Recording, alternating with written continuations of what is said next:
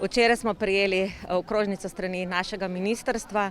Navodila so zelo podobna, kot so bila, torej s četrtkom, s 1.4. pričenjamo s poukom na daljavo. Naj bi trajalo res samo potem do ponedeljka 12. oziroma do 9.4. je zadnji dan tega pouka na daljavo. Okrožnica pravi tudi, da moramo poskrbeti v šoli za tiste otroke, ki so v prvi triadi in starši potrebujejo varstvo, ker so zaposleni v kritični infrastrukturi. Tako da mi smo starše že obvestili.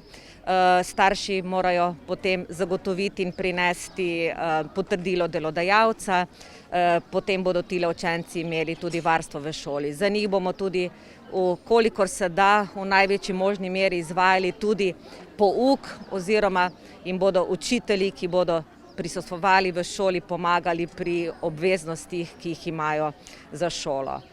V okrožnici je tudi zapisano, da šole pripravljamo in zagotavljamo tople obroke za starše oziroma za učence, ki se bodo na to prijavili.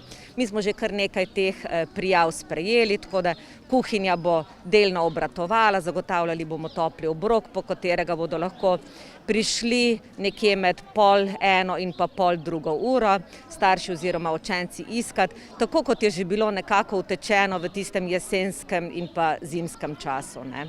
Zaenkrat večjega zanimanja še nismo prejeli, glede na izkušnje, ki pa jih imamo z mesecem februarjem, smo pa kar nekaj otrok tukaj v šoli imeli, ko smo zagotavljali varstvo. Tako da pričakujemo, da nekaj otrok bo zagotovo pri nas v šoli.